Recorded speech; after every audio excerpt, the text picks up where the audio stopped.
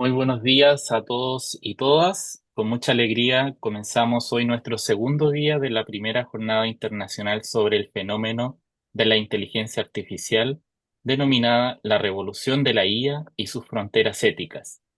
Queremos saludar cordialmente a quienes se van sumando hoy a esta jornada y agradecer a quienes nos acompañan desde el primer día, aportando con sus preguntas, reflexiones y presencia activa en cada una de las mesas y conferencias.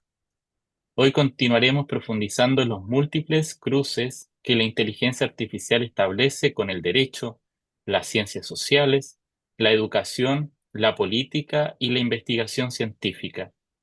Para abrir esta segunda jornada, tenemos el honor de contar con una conferencia magistral que nos invita a pensar en uno de los espacios donde la IA ya está teniendo un impacto profundo, el sistema educativo.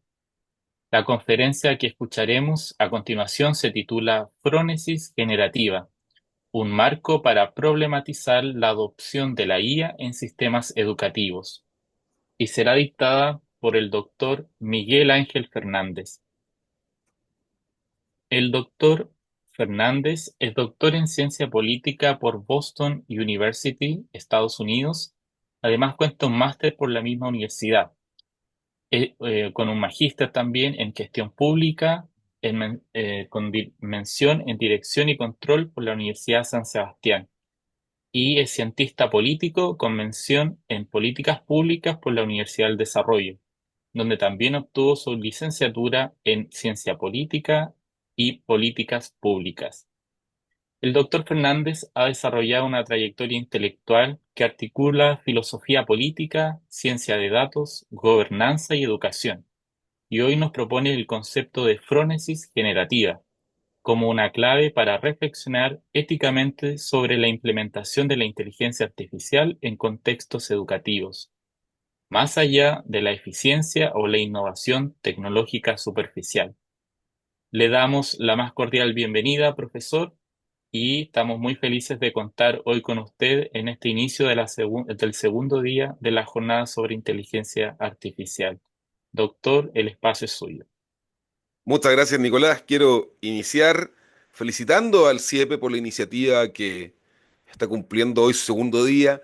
La verdad es que esto es un área que está fuera de lo que tradicionalmente yo estudio en mi disciplina. Yo he estado estudiando los últimos 10 años elecciones y comportamiento electoral, pero la verdad es que los últimos 909 días del mundo, y vamos a ver por qué es tan especial ese número que se cumple hoy día, ha habido una disrupción de algo que ya venía ocurriendo en el mundo educativo. La idea de la inteligencia artificial y la vinculación con el mundo de la educación es previo a, ¿no es cierto?, los grandes transformadores preentrenados que son los GPT. Y de alguna manera nos lleva a intentar poner la pelota sobre la cancha y pensar hasta qué punto las universidades, donde básicamente voy a centrar mi presentación, sistemas educativos superiores, nos ayudan a poder comprender qué estamos haciendo en estos ni siquiera 2 años desde la irrupción de la universalización de la inteligencia artificial a través de los chats de IA generativa.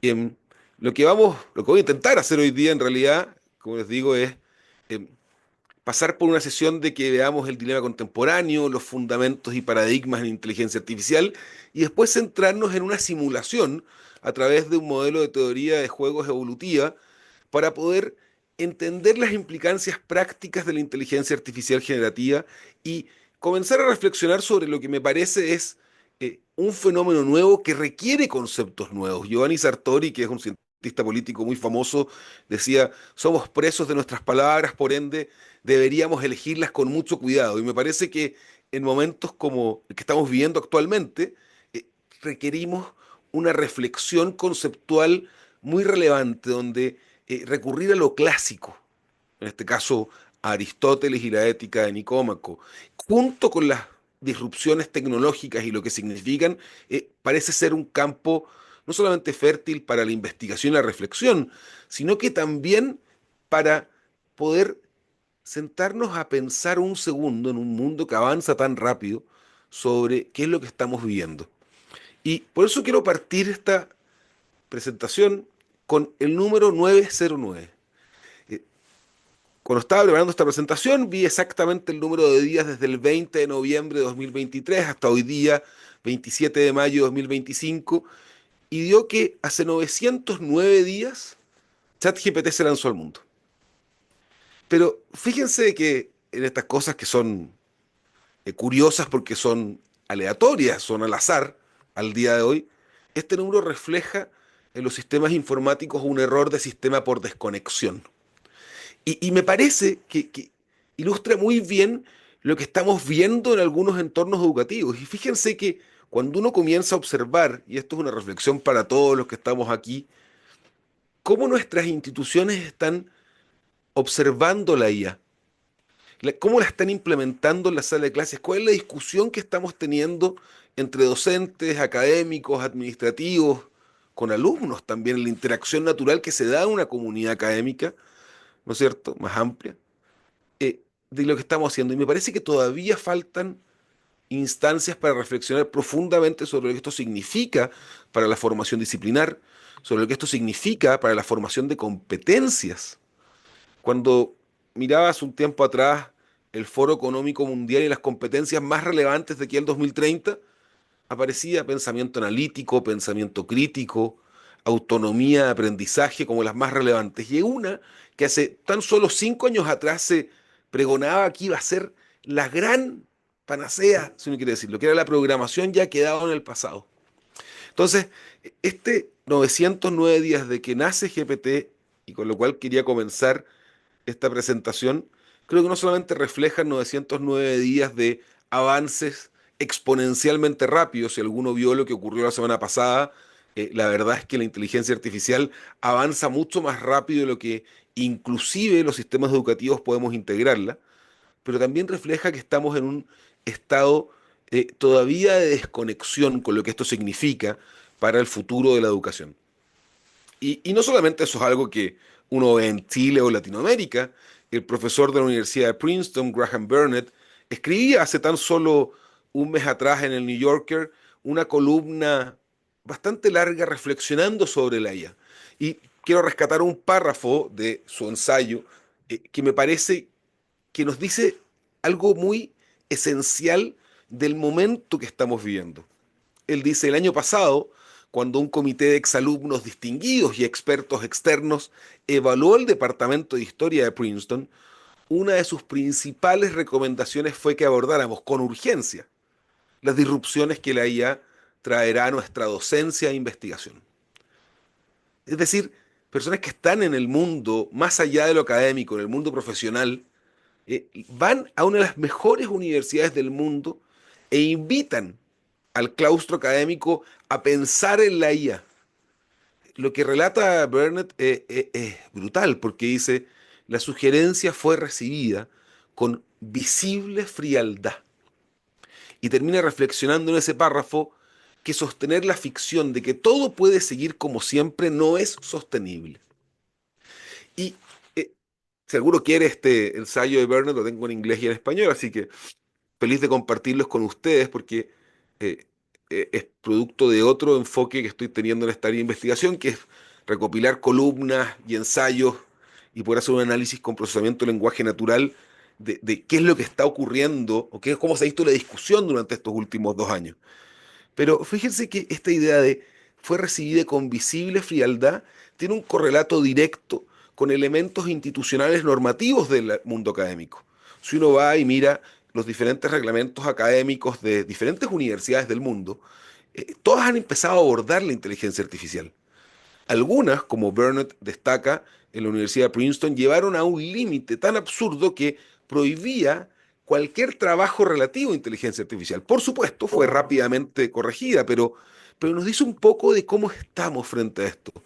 Y, y en ese sentido uno puede ver que la literatura también ha ido avanzando pensando en esto. Y no solamente artículos como el de May y colegas, ¿no es cierto?, que hablan acerca de la irrupción masiva de la inteligencia artificial, porque, ojo, la transformación de las prácticas educativas con IA viene antes de la IA generativa en modelo de chat. Ya el 2019, el 2017, uno puede encontrar artículos reflexionando sobre lo que va a significar la inteligencia artificial para el proceso estudiante-mentor, para el proceso de generación de contenidos, para la idea de las evaluaciones, para las formas de enseñanza. Y de alguna manera esta idea de los grandes transformadores preentrenados basados en grandes modelos de lenguaje natural, los GPTs basados en LLM, que son las siglas en inglés de estos modelos, nos lleva de alguna manera a pensar eh, cómo podemos navegar éticamente la adopción de la IA sin caer en extremos, sin caer en una tecnofobia que diga los académicos que no quieran pensar en esto, no quieran enfrentarse en esto. Algunos que que tienen absoluto rechazo contra la inteligencia artificial. Fíjense que cuando uno piensa en lo que ha evolucionado esto, se nos abre un campo de oportunidades demasiado profundo y demasiado amplio como para no eh, ponernos de lleno en esto. Conversábamos con un colega ayer frente a los avances de VO3, que es la última plataforma, ¿no es cierto?, que instaló Google, o sea, que lanzó Google para hacer videos con inteligencia artificial a través de prompts, a través de instrucciones. Y nos imaginábamos un mundo donde, complementario a lo que hacemos en la aula, complementario a la docencia, que tiene un rol social de vinculación con el alumno para llevarlo hacia, de alguna manera, la reflexión crítica muy relevante, que nunca va a ser reemplazado, a mi parecer. Pero imagínense el complemento, eso sea un podcast entre una conversación entre Aristóteles y el profesor, entre las figuras de mi área, la ciencia política más relevantes para entender los desafíos de la democracia, los desafíos de de las dictaduras. Eso es algo lo cual va a revolucionar la forma en que los estudiantes aprenden, que cada día están más aprendiendo a través de TikTok y pasando menos tiempo reflexionando críticamente. Y ahí viene el segundo riesgo, una tecnofilia ingenua, completamente acrítica, de alumnos que están buscando lograr el resultado final, es decir, de alguna manera, ¿no es cierto?, encontrar el trabajo para maximizar la nota, disminuyendo la cantidad de horas de trabajo en él sin pensar críticamente en el resultado que ese prompt le da en el mensaje. Entonces, cuando pensamos el desafío disruptivo de la IA en educación con un componente ético, nos damos cuenta de que estos caminos de tecnofilia ingenua o de tecnofobia defensiva, la verdad es que nos llevan eh, no solamente a disminuir el bienestar general del entorno educativo y posterior de la responsabilidad pública que eso lleva con un país, sino que también una disminución del bienestar individual de las personas. Esta idea de que ingenua de que la IA es una panacea educativa, de que se puede adoptar acríticamente para lograr mayor eficiencia, nos lleva también a una erosión del juicio pedagógico, nos lleva a un riesgo de deshumanización. Esta es la idea que básicamente los alumnos dicen cuando uno conversa con ellos, ¿no es cierto? De usemos ChatGPT para todo porque es más rápido. En vez de sentarnos a leer un artículo, incluyámoslo en Claude, en Grok, en Gemini, en GPT, y con eso vamos a tener el resumen inmediato. Pero también está el otro área, ¿no es cierto? Estos extremos problemáticos de rechazar la IA como una amenaza existencial, de generar un rechazo sistémico desde las normas de la institución que no permitan flexibilidad. Tenemos que discutir en qué momento hay que integrarla. Eh, pero al final del día es para preservar un status quo que ya no existe, que es una ilusión. Esto es lo mismo que ocurrió hace 20 años atrás con la irrupción de los modelos estadísticos enlatados, como le dicen en Estados Unidos. Yo no tengo que calcular matrices para sacar una regresión, tengo un paquete perfectamente validado para poder lograrlo. Y al final del día, si nos ponemos defensivos en esto, terminamos de alguna manera generando una brecha demasiado amplia entre el sistema educativo, entre el entorno de educación superior y lo que va a ser la realidad de los mercados laborales, la realidad de la vida posterior a la universidad. Por supuesto, la pregunta de existe una tercera vía se responde rápidamente y naturalmente en esta propuesta de conceptualización con la respuesta sí, pero además todos ustedes y lo que está haciendo el CIEP en estas primeras jornadas internacionales sobre IA y ciencias sociales y ética y filosofía, la verdad es que de alguna manera son vivo ejemplo de que sí existe una tercera vía que hay que comenzar a trabajar. Y para eso siempre es bueno volver a los clásicos, para encontrar los elementos fundacionales para una conceptualización que nos permita entender a la IA generativa desde una forma distinta. No me voy a alargar en esto, pero básicamente, ¿no es cierto? Uno tiene un conocimiento teórico en el episteme, una habilidad técnica en el tecne y la frónesis, esa sabiduría práctica, ese juicio situado en un contexto ético que es fundamental para la educación. La inteligencia artificial tiene elementos de todo esto, ¿no es cierto? De hecho, en el conocimiento teórico detrás de la IA está la idea de redes neuronales y los procesos de ReLU, de optimización, para poder activar o no, como si fuera una neurona, intentando eso que comenzó en la década del 40, en el 55, en una escuela de verano en Dartmouth en Estados Unidos, eh, sobre la idea de entender a través de las matemáticas cómo funcionarían los procesos de cognición. Tiene un elemento también técnico de la programación detrás, los modelos de grandes lenguajes, LLMs, también lo que son los transformadores preentrenados, pero lo importante para nosotros es ir hacia esa idea de un juicio situado, porque al final del día, y como nos dice Aristóteles, parece propio del hombre prudente el ser capaz de deliberar rectamente sobre lo que es bueno y conveniente para sí mismo, no parcialmente, sino que para vivir bien en general, para educarnos bien en general. Y por eso me parece que esta doble dimensión que tiene la frónesis, desde un punto de vista individual y un punto de vista colectivo, nos ayuda a conceptualizar nuevamente o a reconceptualizar o actualizar, si uno quiere, de manera no tan eh, ambiciosa, lo que podría ser un marco para entenderla IA en educación. Eh, la frónesis es esa virtud intelectual práctica orientada hacia la acción moral y que tiene una disposición que sea acompañada de la razón, que tenga un saber orientado hacia las situaciones concretas, en el sentido, de alguna manera, de problematizar lo que es el resultado de una acción de un prompt, que esté basada en la experiencia, porque nos va a ocurrir de alguna manera que un estudiante llega a primer año y la inclinación natural, porque los modelos son coevolutivos, tienen una idea de aprendizaje basado en la imitación, de que si veo que mi compañero utiliza esto, que mi amigo utiliza esto, que en otra universidad se utiliza, voy a comenzar de alguna manera en base a esa experiencia a tener, y esto es con una signo de pregunta, una buena deliberación. ¿En qué contexto se puede utilizar la IA?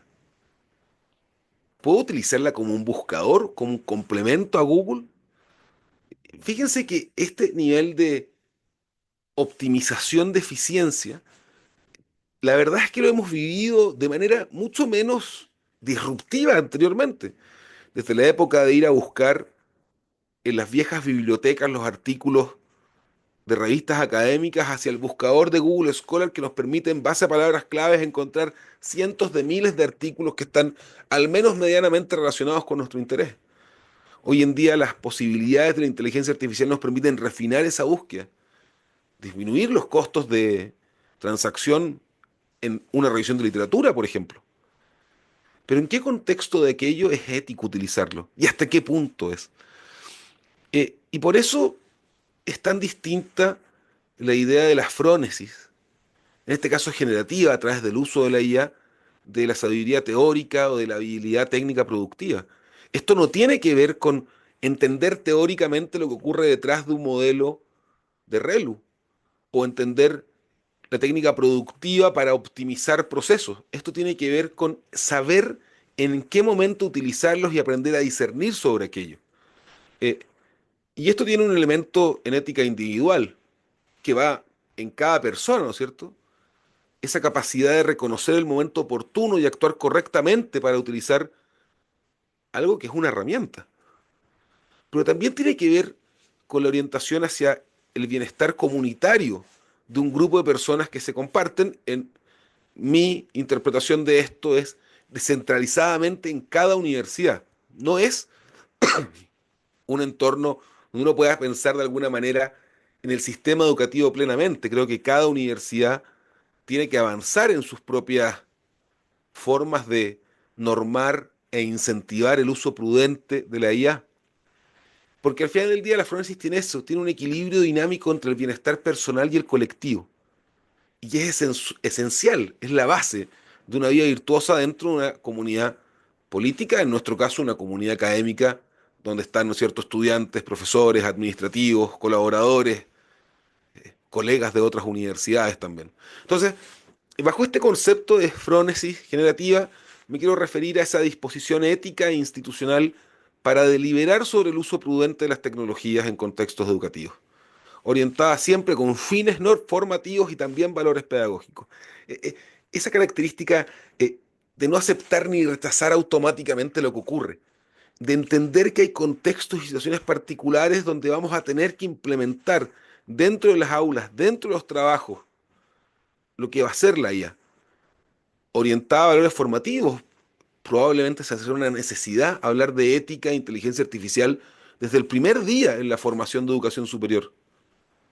Pero también es generativa en el sentido no solamente técnico de la IA, sino que también en las nuevas posibilidades de acción que hay para adelante. Y es colectiva porque se tiene que cultivar institucionalmente. No es solamente un aspecto individual de la persona, es también cultural, en el sentido de prácticas que compartimos, que aceptamos, de ciertos símbolos, de ciertos repertorios de elementos y habilidades que podemos conseguir. Y es institucional porque requiere, bajo mi interpretación, y lo que les voy a mostrar ahora de un modelo evolutivo, que sea una iniciativa institucional. Em, Hace un par de años atrás, Ouyang y Yao hablaban acerca de los tres paradigmas de la IA en educación. Esto es antes de la universalización, de la masificación de la IA a nivel micro, ¿no es cierto? Esto es una frase que hemos escuchado todos durante los últimos probablemente 15 años, pero en la palma de nuestra mano ya no solamente está la capacidad de comunicación, esto está la capacidad de generación, de búsqueda. Está ahí todas las aplicaciones de IA. Hay una, ¿no es cierto?, que es el paradigma de la IA dirigida, donde la inteligencia artificial conduce el proceso, donde el estudiante es un receptor pasivo, el docente un supervisor técnico. Algunos creen que puede ser eficiente, pero especialmente en el ámbito de las ciencias sociales y las humanidades, donde la creatividad tiene un rol, donde la prudencia tiene un rol, donde la crítica, lectura y pensamiento tiene un rol, parece no ser el camino. Hay una paradigma de IA apoyada como herramienta auxiliar, donde el docente mantiene su centralidad en el proceso de formación, el estudiante con cierta nivel de autonomía y además tiene una relación instrumental con la IA.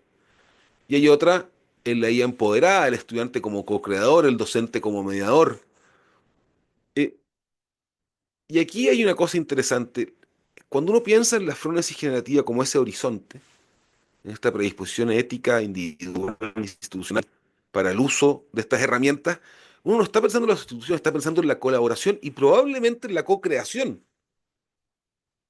Va a depender del momento, ¿no es cierto? Es distinto alumnos de primer año, de segundo año, del ciclo de bachillerato, como se le llama, o del ciclo de licenciatura, o del ciclo de habilitación profesional. Pero de alguna manera estos paradigmas, y probablemente entre el 2 y el 3, entre el apoyado y el empoderado, es donde podemos encontrar el uso más prudente para esto. Ahora, más allá del concepto, la pregunta es cómo este concepto nos ayuda a problematizar lo que está ocurriendo en las instituciones, lo que está ocurriendo en la comunidad educativa. Y aquí hay que entender que hay ciertas herramientas analíticas, una de ellas es la teoría de juegos, para poder simular, básicamente, los equilibrios, simular lo que podría ocurrir con esta disrupción que llevamos 909 días desde su masificación y universalización a través de los chats. Eh, Hay enfoques que son más tradicionales, un enfoque estático, pero que tiene ciertos elementos que no nos permiten entender efectivamente lo que es una comunidad educativa. Decisiones individuales aisladas, sabemos que eso no ocurre en las instituciones de educación superior, tampoco hay racionalidad perfecta y los contextos son dinámicos. Entonces, eh, una alternativa que nos da esto mismo es utilizar teoría de juegos evolutiva, que originalmente se vio en términos de genética, se vio en términos de antropología, hacia lo que es básicamente el mundo de la educación, que ya se lleva utilizando con mucha fuerza en los últimos años. Porque hay que entender que en un contexto educativo, y eso todos nosotros lo sabemos bastante bien, pero solamente para precisarlo explícitamente, las decisiones que tomamos dependen de otros. Y en este sentido, el uso o no uso de una herramienta depende de lo que mis compañeros hagan, de lo que el docente me diga, de lo que la escuela donde estoy estudiando me permita, porque hay un proceso de aprendizaje cultural de imitación y adaptación que es natural.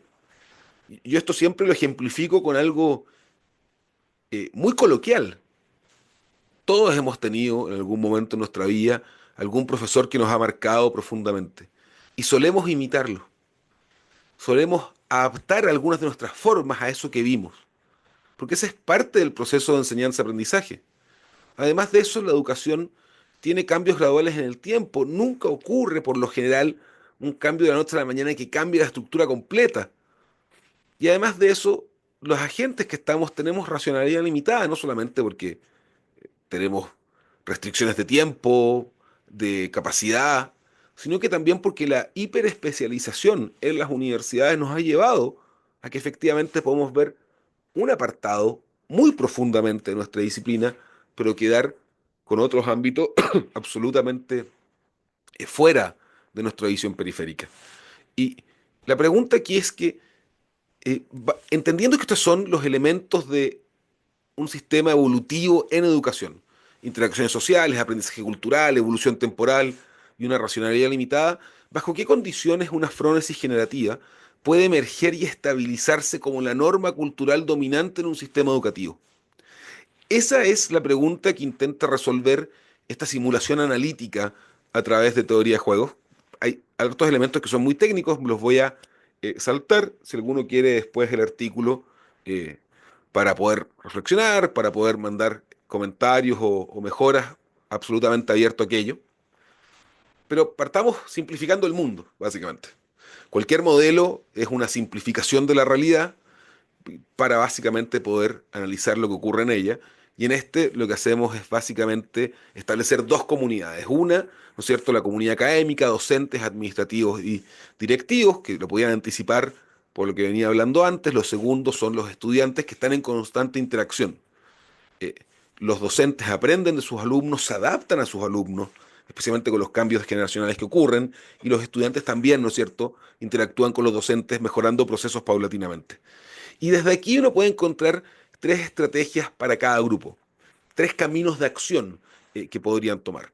Un tecnopesimismo es básicamente este rechazo, ¿no es cierto?, a la IA generativa. Un tecnooptimismo, la idea crítica de uso de aquella, esta lógica de que la IA siempre va a ser mejor que el ser humano, lo cual es un error eh, importante. Y por último, la frónesis generativa, que es la propuesta para comenzar a conceptualizar y de alguna manera entender, problematizar en lo que está ocurriendo en las universidades. Este modelo se utiliza porque básicamente, y piénsalo de una manera bien práctica, las decisiones de la comunidad académica afectan de alguna manera las decisiones del estudiante, pero las decisiones del estudiante también afectan las de la comunidad académica. Si en ningún momento un estudiante hubiese utilizado GPT para escribir un ensayo, por ejemplo, probablemente la comunidad académica no habría respondido con ciertas normativas, restricciones o elementos de consideración alrededor del proceso. Eso significa que hay una coevolución entre estas poblaciones. Lo que hace uno afecta al otro, viceversa, y se va de alguna manera encontrando un equilibrio dentro del sistema en base a esas interacciones. Lo otro es que hay un aprendizaje social, ¿no es cierto? La observación del éxito de la estrategia tecnooptimista, tecnopesimista o frenética va a depender básicamente, ¿no es cierto?, de la replicación cultural de lo que ocurra en los agentes a medida que estas prácticas se vayan diseminando.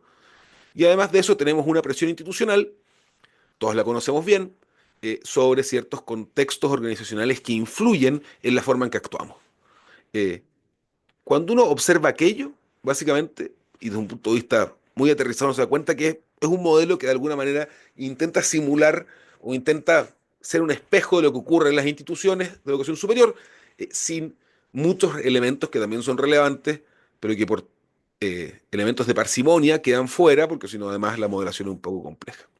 Entonces, precisamente, cada estrategia lo que hace es ser conservadora, oportunista o reflexiva. Tiene ciertos elementos, ¿no es cierto?, característicos. Por ejemplo, el tecnopesimismo busca preservar el status quo, un status quo que vemos es imposible preservar, intentando minimizar el riesgo institucional. El tecnooptimismo es oportunista por definición, intenta maximizar eficiencia inmediata, pero eso lo hace a través de una adopción acrítica de los sistemas. Y tenemos esta frónesis generativa como tercera vía, que intenta optimizar el valor formativo y la deliberación ética a través de aquello.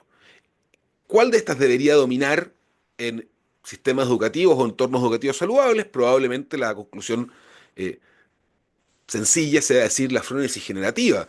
La pregunta en realidad es cómo podemos llegar a aquello.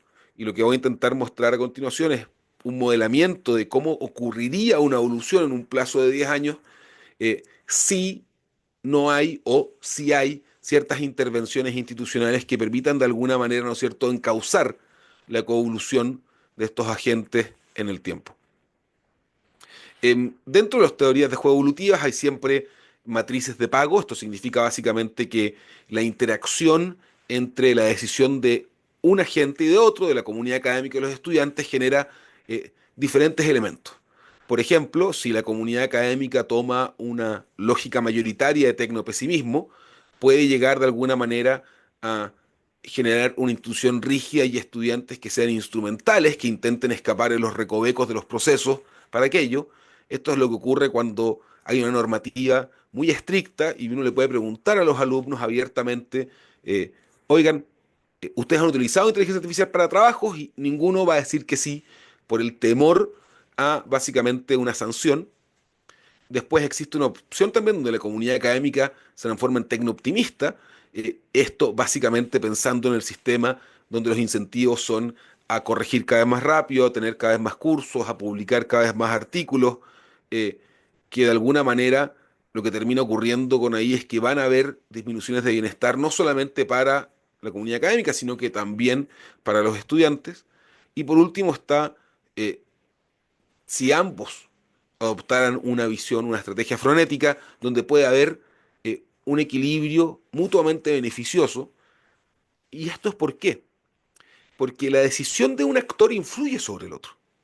Esto no solamente desde un punto de vista teórico, analítico, como está aquí, sino que también un punto de vista práctico. Y vámonos a la experiencia docente de cada uno, a la experiencia de cada uno como estudiante en una sala de clases. Si el profesor no dice nada y usted comienza a utilizar GPT, y lo utiliza de mala forma a la interacción siguiente. Imaginemos, primera prueba, el curso utiliza GPT, el profesor no tenía reglas. A la segunda ronda de interacciones, la segunda prueba, el profesor va a poner una regla draconiana de que quien usa GPT va a reprobar el ramo. Eso genera al final del día un detrimento en el bienestar de ambos agentes, tanto del profesor, que termina con una ley muy draconiana, evitando procesos de innovación o de liberación ética en el uso de la IA, y también para los estudiantes que terminan de alguna manera o teniendo que esconder el uso de GPT o teniendo que dejarlo de lado completamente, generando una pérdida a futuro, por ejemplo.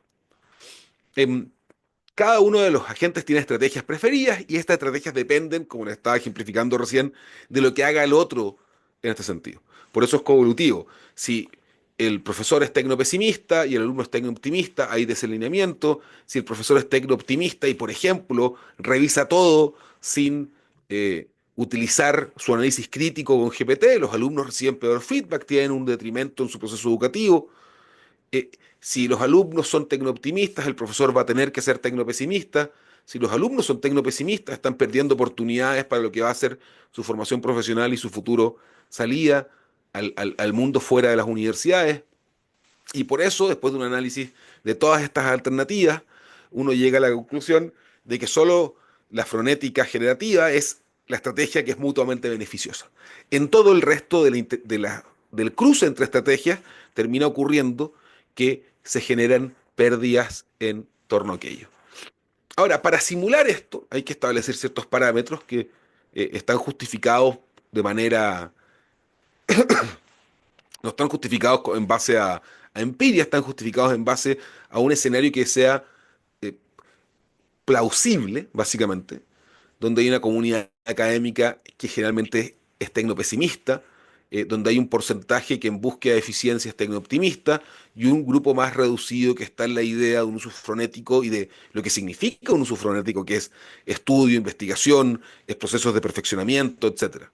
Y en el mundo de los estudiantes, por el contrario, hay un porcentaje muy minoritario que es tecnopesimista, hay un porcentaje muy minoritario que es frenético también, porque los incentivos están hacia las notas, hacia aprobar los cursos, ¿no es cierto? Eh, Dado que hay una presión social general en una sociedad por estar en la universidad y tener un título profesional, y un gran porcentaje son tecno-optimistas ingenuos de alguna manera que quieren eficiencia inmediata, pero no necesariamente eso significa un uso prudente. Eh, Hay ciertos elementos importantes de los parámetros. Primero, ¿cierto? Los académicos van a responder por lo general de manera más lenta a una legitimación normativa del uso de la IA, especialmente por brechas generacionales, por uso de herramientas tecnológicas. Los otros es que los estudiantes necesitan incentivos tangibles para cambiar su comportamiento, para no caer en el tecno-optimismo ingenuo, este uso acrítico de la IA. Y lo siguiente es que la velocidad de aprendizaje es lenta en un inicio, pero puede llegar exponencialmente a afectar el proceso. Me voy a saltar un poco la parte más matemática detrás de las simulaciones. Me parece que lo importante es entender aquí dónde hay ciertos puntos de inflexión. Aquí se incluye un parámetro que lo que permite hacer es pensar, dado que tenemos el escenario que describí previamente, si esa intervención desde la institución, desde los centros de innovación docente, desde los centros de formación docente, de las diferentes casas de estudio, puede llevarnos a tres zonas. Una zona A, donde hay un desequilibrio disfuncional para la salud del sistema educativo, donde finalmente los profesores terminan tomando, o la comunidad académica, un tecnopesimismo de rechazo y los estudiantes intentan encontrar la fórmula eh, que tengan a su alcance para hacer este uso acrítico. Lo segundo, hay una zona donde la intervención no es con suficiente reflexión, con suficiente potencia, si uno quiere decir, donde se pueden encontrar equilibrios distintos, se puede encontrar un equilibrio en un momento donde se favorece el tecnooptimismo ingenuo, que luego lleva a tecnopesimismo de rechazo, donde de alguna manera la frónesis es más difícil que surja. Y lo tercero es un sistema donde hay una intervención con la suficiente fuerza, con los suficientes incentivos para generar un equilibrio óptimo donde docentes y alumnos avancen hacia el uso frenético de la inteligencia artificial. Eh, Hay ciertos elementos de cómo uno lo que hace es validar el modelo haciendo análisis de sensibilidad, pero lo que quiero mostrar aquí básicamente es dos elementos. Primero, las estrategias cambian en el tiempo dependiendo de cómo es el rendimiento promedio. ¿Qué significa esto? Básicamente, si yo adopto una estrategia, pero veo que el promedio de mis pares está utilizando otra que está dando buenos resultados, voy a mover, ¿no es cierto?, mi estrategia para allá generando un proceso eh, de crecimiento o de evolución simultánea de lo que es la frónesis. Las fórmulas, lo que quiero mostrar básicamente es lo siguiente. Las simulaciones que les voy a mostrar, que son tres escenarios, para que veamos qué significaría esto analíticamente, ocurre de alguna manera desde la idea de que en la comunidad académica hay una resistencia dominante y que en los estudiantes hay un uso instrumental mayoritario. Entonces, ¿cómo desde esa lógica podemos avanzar de alguna manera a la idea de construir una frónesis? El primer escenario que se simula en base a estos pagos es la idea de que no hay intervención. Y no hay intervenciones básicamente como estamos hoy en día. Eh, Muy pocas universidades están implementando inteligencia artificial dentro de los currículums desde primer año, dentro de los incentivos docentes de formación.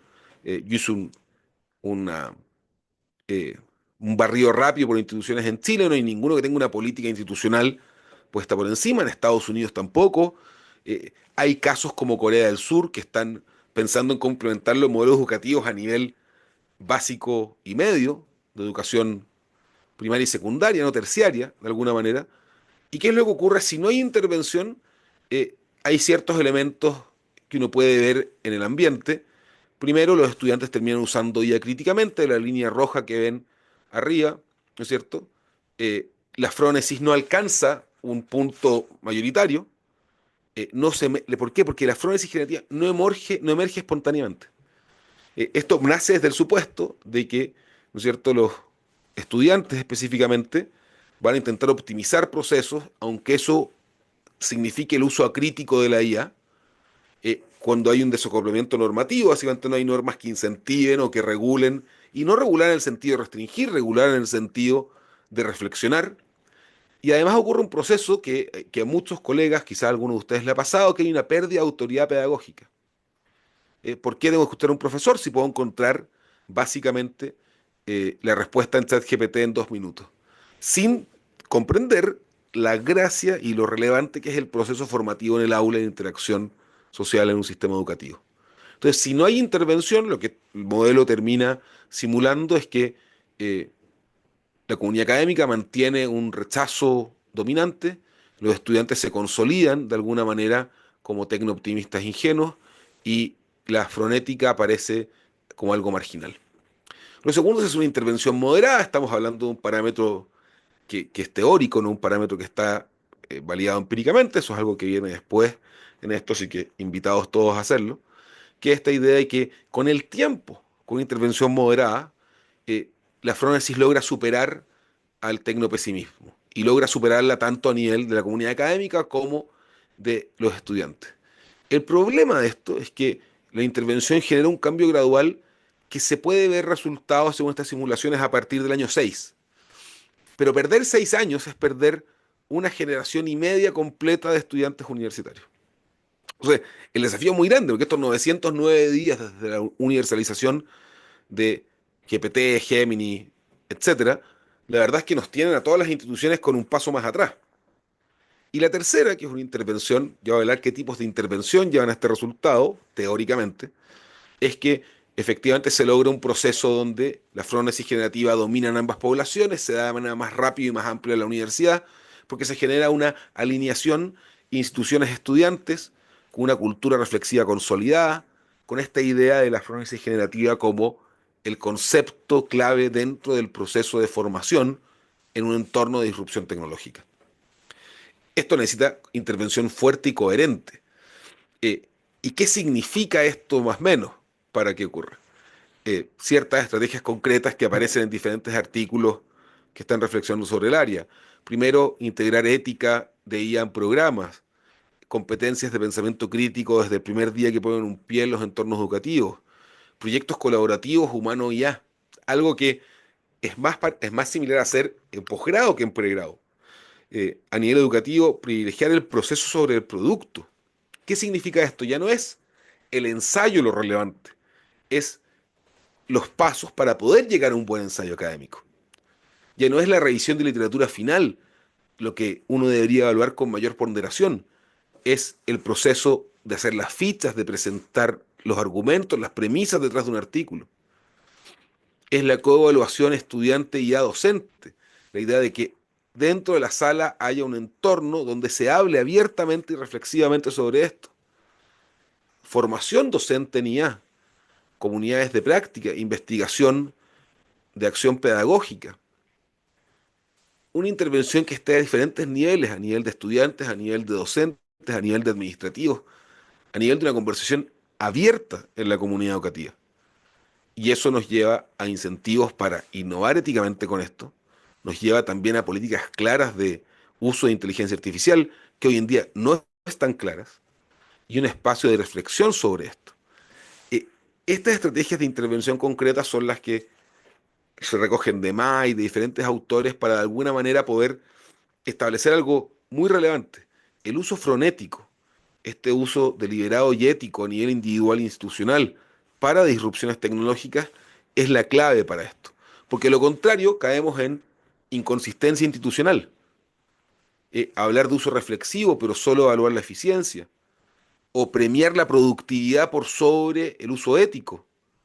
Si caemos en esas inconsistencias, lo que termina ocurriendo es que el sistema puede evolucionar hacia un tecno-optimismo acrítico o ingenuo, disfrazado de progresismo innovador, disfrazado de frónesis de alguna manera. Que ese es un escenario también que puede ocurrir. Em, ¿Qué es de este ejercicio analítico? ¿Qué es lo que uno puede hallar? Primero es que la frónesis no surge espontáneamente. Segundo es que hay un umbral mínimo de intervención. La pregunta es qué significa ese umbral en términos prácticos, ¿no es cierto? Que ese es el paso siguiente de investigación. eh, que las intervenciones tienen que ser sistemáticas, que tienen que estar muy alineadas. Y finalmente, que es algo lógico, pero que también el modelo captura muy bien, que es la idea de que una población, como una comunidad académica o estudiantes, influyen sobre la otra, generando dinámicas que refuerzan algo o que generan resistencia, que es algo que hemos podido ver, yo creo que todos los que hacemos clases en cualquier universidad de Chile o del mundo en este sentido. Em, Quiero terminar ya para dejar un par de minutos a comentarios, preguntas, eh, sobre esta idea de que no hay que rechazar ni abrazar críticamente la tecnología, me parece, que es algo que tengo escrito en el artículo, sino de cultivar la sabiduría práctica para usarla al servicio del florecimiento humano. Y cuando hablamos acerca de florecimiento humano, estamos hablando de que las personas logren, los individuos logren desarrollar sus potencialidades, su creatividad en la mejor medida dentro de lo posible, pero que también ese proceso genere un sistema de bienestar eh, no intencionado sobre la sociedad. Eh, la frónesis me parece que generativa en este sentido va a ser una virtud no solamente para las universidades en el tiempo, sino que también para la sociedad, porque requiere de liberación en contextos de alta incertidumbre. Y quiero terminar con lo que ocurrió la semana pasada. La semana pasada es probablemente una de las semanas más relevantes para la inteligencia artificial en mucho tiempo. No solamente para aquellos que vieron lo que comentaba antes de VO3 de Google, que ya permite hacer 10 minutos de video hiperrealista en un día, sino que también porque apareció Claude 4 con mayores capacidades todavía que el anterior, porque GPT ha liberado en las últimas semanas su modelo de pensamiento profundo a nivel usuario libre, sin tanta potencia como el pagado, porque Kling AI, que es la inteligencia artificial generativa de videos de China, ya permite construir prácticamente películas en animación en pocos minutos, porque podemos ver lo que está generando Gemini 2.5, y porque al final del día, si no incorporamos un juicio ético en este elemento y en estas áreas, lo que va a terminar ocurriendo básicamente es que vamos a tener irresponsabilidad no solamente individual, sino que también colectiva, institucional, y por eso me parece que es tan importante reflexionar un poco sobre esto. Lo dejo hasta acá para no aburrir más. Nuevamente agradezco la invitación. Muy entretenido pensar sobre estos temas, reflexionar sobre estos temas, más desde mi rol de docente que mi rol como cientista político. eh, pero la invitación abierta a todos quienes quieran probar esto. Para poder arreglar esto hay que hacer una encuesta, después hay que pensar en entrevistar alumnos, profesores, para ver si un modelo analítico como este puede ser validado y puede ser útil para entender lo que está ocurriendo en los entornos educativos hoy en día. Muchas gracias, profesor, por esta magnífica charla tan lúcida y tan sugerente. El concepto de frónesis generativa nos ofrece un marco potente para pensar la relación entre ética, educación e inteligencia artificial y para situar críticamente las decisiones pedagógicas y políticas que vienen con su adopción en entornos formativos. A continuación, entonces, abrimos un espacio de diálogo, de preguntas. Voy a ir leyendo las preguntas que están en el chat, pero también si alguien quiere formular su pregunta por micrófono, lo puede hacer levantando la mano en la opción de Zoom. Voy a leer algunas preguntas que ya están en el chat, profesor. Matías pregunta. Muchas gracias, doctor Fernández, por su presentación tan sugerente. Me interesa especialmente la noción de frónesis generativa como marco ético. ¿Cómo cree usted que esta forma de sabiduría práctica podría articularse en contextos escolares concretos, donde las decisiones sobre el uso de la inteligencia artificial suelen estar condicionadas por presiones técnicas, administrativas o comerciales? ¿Es posible cultivar esa frónesis en la formación docente actual? Muchas gracias. Muchas gracias, Matías, por la pregunta. Fíjate que todo lo que tú incorporas a la discusión es efectivamente lo que uno intenta reflexionar. Voy a partir por la última parte de tu pregunta. Yo creo que sí es posible cultivar esa frónesis en la formación docente actual. Es un enfoque bastante más teórico práctico de lo que uno cree. En mi experiencia, específicamente en ramos de Data Driven Innovation, de innovación basadas en datos, lo que uno tiene que entender es que la inteligencia artificial es un buen compañero, pero nunca va a reemplazar el conocimiento disciplinar, la experiencia con las manos en la masa, si uno quiere decirlo, en el barro, la pala, si uno quiere decirlo también. Pero además de eso, es la idea de comprender desde ciertos principios de ética clásica cómo se pueden trasladar al mundo tecnológico. Una de las grandes virtudes, ventajas que tienen, ¿no es cierto?, la discusión, por ejemplo, de Aristóteles de la ética de Nicómaco, es que es aplicable a todo lo que ha sido la evolución de la sociedad en los últimos 2000 años. Para la revisión de esto leía una discusión que se dio hace 30 años atrás sobre si la medicina era frenética o no era frenética, por ejemplo. Y fíjate que la incorporación de conceptos como este, o el intento de actualizar ciertos conceptos en los momentos, porque al final del día el apellido generativo en este concepto de frónesis no es nada más que una actualización, un contexto, lo cual probablemente el mismo historia te diría sigue siendo frónesis solamente, pero hay que de alguna manera actualizarlo. Me parece que es clave. Lo otro, la sabiduría práctica se construye en, de alguna manera, ¿no es cierto?, el uso de estas herramientas. Lo cual significa que si queremos realmente encontrar la forma de discernir entre lo correcto y lo incorrecto en el uso de la inteligencia artificial, no siempre pensando en resultados, pensando en el proceso, que yo creo que esa es la clave, se requiere estar estudiando esto. Yo soy un fanático o entusiasta de la tecnología en general, pero los años te dan la idea de decir, ojo, si la inteligencia artificial me da algo, tengo que chequearlo. Y para chequearlo, uno tiene que volver a los textos clásicos, a la parte antigua, uno tiene que volver a la biblioteca. Y me parece que para poder hacer aquello, se requiere primero utilizar estas herramientas y sentarse un tiempo a reflexionar sobre las respuestas de aquello. Un buen ejercicio en la sala de clases que uno lo hace es mostrarle a los alumnos que uno puede hacer un ensayo de 4000 palabras en prácticamente 5 minutos. Lo importante no es las palabras que se conectan en ese ensayo, lo importante es lo que está detrás, el objetivo de ese ensayo, qué se quiere decir. Y eso me parece que es un ejercicio muy relevante en humanidades y ciencias sociales.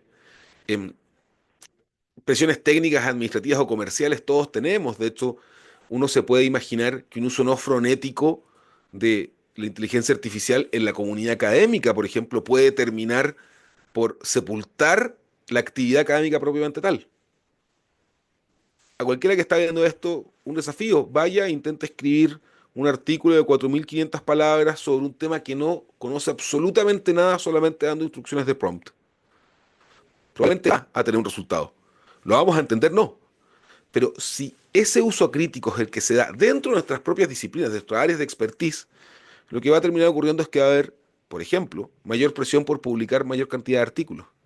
O sea, uno de los elementos que uno siempre discute en la academia, ¿no es cierto? Los incentivos a la prisión del paper podrían ser aún más grandes si es que no nos sentamos a reflexionar. Así que espero con eso poder responder. Son más preguntas que respuestas y por eso dejo la invitación abierta a seguir mejorando este concepto, eh, a ver formas empíricas, a mirar formas que estén más todavía vinculadas a la filosofía y a la ética, que me parece que son claves. Perfecto, profesor. Muchas gracias por su respuesta. Tenemos otra pregunta de Pablo Ruiz Osuna. Dice, quizás una oportunidad de la frónesis generativa sea que el estudiante se centre en los procesos creativos y no tanto en los resultados. La IA nos permite volver al inicio de la búsqueda de la sabiduría, el placer de aprender por aprender.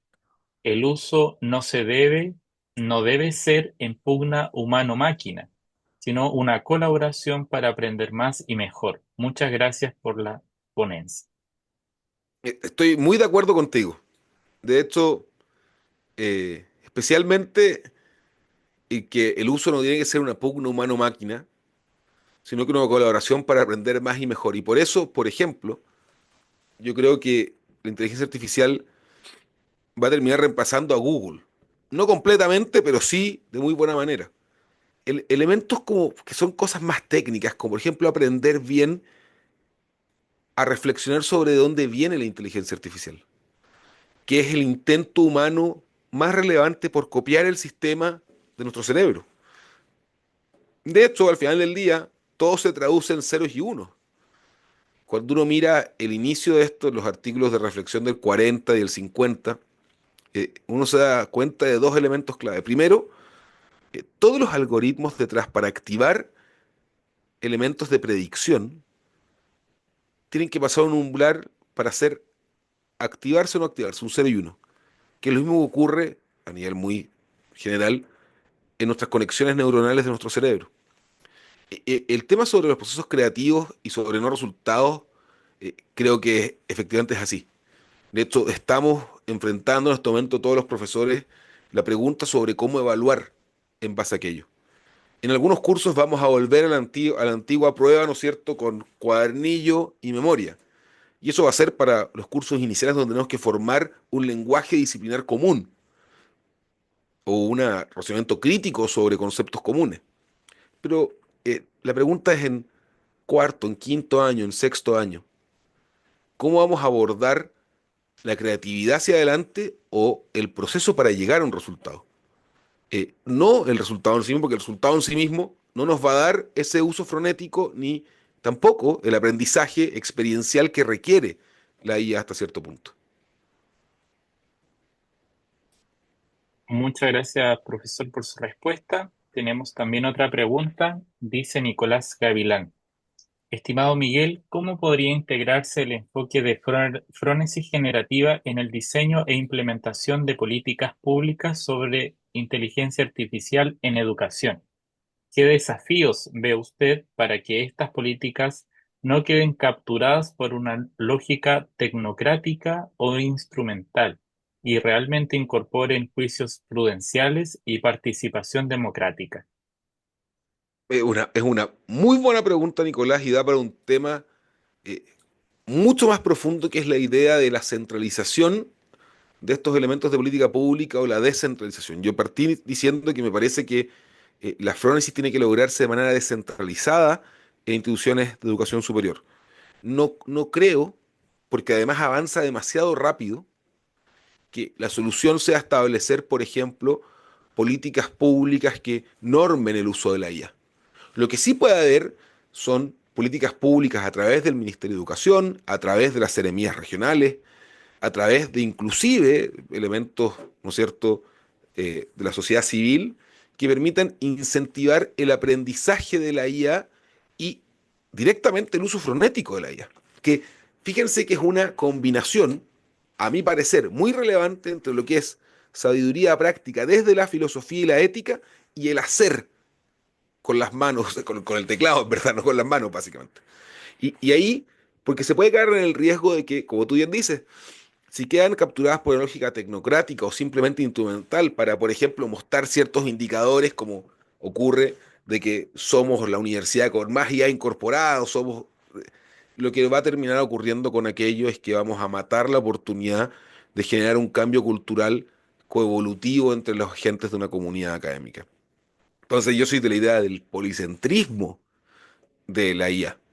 Cada institución, inclusive cada institución tiene que tener incentivos claros, normativas claras que tengan que desplegarse en las carreras, porque el uso de la IA es muy distinto para diferentes disciplinas.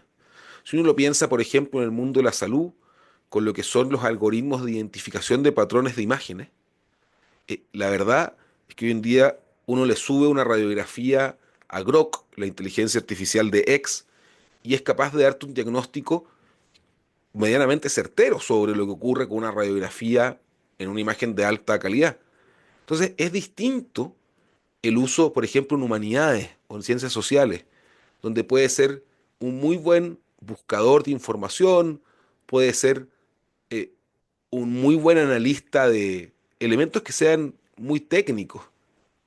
Por eso la programación, por ejemplo, y si alguno conoce Copilot GitHub de Visual Studio Code, uno puede hacer en 5 minutos un juego como el Space Invaders. Y por eso la programación ha ido para atrás como herramienta eh, o como competencia básica para el mercado laboral según el Foro Económico Mundial.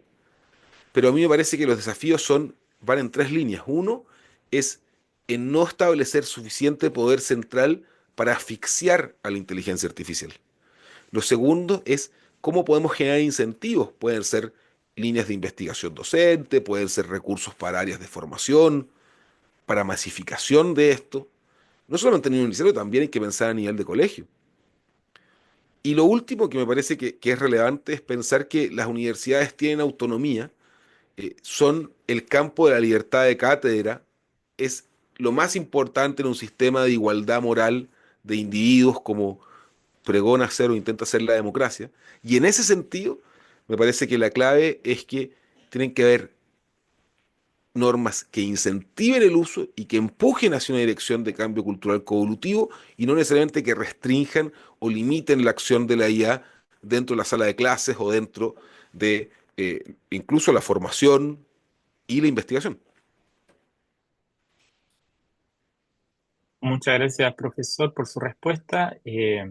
Me gustaría también poder hacerle una pregunta sobre los métodos de evaluación, que al parecer es un desafío, ¿no? Con el tema de la inteligencia artificial, eh, con el tema de, sobre todo en las carreras que somos del área de las humanidades, pedir ahora un paper final que antes era algo, o sea, una forma de evaluar, evaluación común. Sin embargo, ahora igual puede sufrir ciertos criterios que pueden ser en base a la inteligencia artificial, ¿no? ¿Cómo podemos quizás subsanar de alguna forma esos, quizá acercándonos más al proceso de evaluación más que al resultado? ¿O cómo usted cree que hay que revolucionar también las formas de evaluación para también todos los que somos aquí docentes? Sí, mira, y esto solo te lo puedo explicar desde la experiencia propia en realidad. Yo tengo la suerte de hacer clases en primer año, en tercer año, cuarto año y después en posgrado. Y, por ejemplo, en primero, básicamente yo eliminé los ensayos porque no le puedo dedicar tanto tiempo al proceso reflexivo del proceso para llegar a un ensayo o un trabajo final como sí lo podía hacer antiguamente. Y como lo importante, a mi parecer, en los procesos de formación de bachillerato y primero y segundo, es que se forme este lenguaje disciplinar, esta comprensión de los axiomas básicos de una disciplina, en mi área, la ciencia política, volvimos a la memoria antigua y a la preparación de preguntas en la casa. ¿Utilizan inteligencia artificial los muchachos? Por supuesto que la utilizan. Y por eso hay que forzarlos a otro elemento. Pero, por ejemplo, si uno está pensando ya en cursos donde hay un mayor desarrollo de ciertas competencias, ciclo de licenciatura, habilitación profesional, vamos a tener que cambiar los mecanismos de evaluación para que sean cómo vas construyendo ese ensayo, cómo hacer una buena revisión bibliográfica, cómo escribir académicamente, y probablemente esto va a tener que ser, o sea, llegamos a ese punto, una combinación entre entregas de trabajos con presentaciones, con además de eso, por ejemplo, ¿no es cierto?, trabajo en clase que tengan que estar haciendo la mano. Eh, no tengo la respuesta a esto, solo que uno está empezando a pensar y que todos deberíamos aquí intentarlo, porque al final del día está ocurriendo algo que me parece que es muy interesante. Y esto es mi última reflexión porque tengo que irme a clases de este horario clásico, tengo que Mm. salir, ver un minuto. Eh, durante el siglo XX se estandarizó la educación y llegamos a esta idea de tener 100 alumnos por sala, 50 alumnos por sala, grandes cátedras en grandes eh, salas de clase. Me parece que con la inteligencia artificial lo que va a terminar ocurriendo es que vamos a poder automatizar ciertos elementos. Por ejemplo, versiones asincrónicas de nuestros cursos para que los alumnos estén viéndolos durante 50 minutos en su casa y hagan algo por ahí. Pero el trabajo en sala de clases va a tener que ser con menos personas, más personalizado y más orientado al proceso y no al resultado. Porque es inviable para un profesor orientarse al proceso de manera específica con 100 alumnos en un aula. Pero sí podemos tener dos cursos de 20 alumnos con una sesión semanal en vez de tener dos sesiones semanales y la sesión que sea de conceptos básicos, de modelos, vamos a probablemente poder dejarla con nuestro clon, digo yo, al futuro. Ahora, esto sí que es una volada, en verdad, a todos los que están aquí conectados, pero uno se imagina que la disrupción de la IA va a generar procesos como ese. Y la pregunta es cómo los vamos a liderar y cómo los vamos a llevar hacia adelante de la mejor manera posible. Tengo que desconectarme, Nicolás. Quiero agradecerle a todos Sí, los que estuvieron las preguntas, porque tengo clases ahora, sí, ahora. Por eso tengo la sala al lado. sí. Pero en verdad, Perfecto. muchísimas gracias. ¿Eh? Muchas gracias, profesor. Teníamos una última pregunta de Jorge Cordero, pero luego se la haremos llegar o probablemente él Muchas también gracias. se la pueda hacer. Muchas gracias, profesor. Nos Chao, estaremos chao. viendo. Estén bien.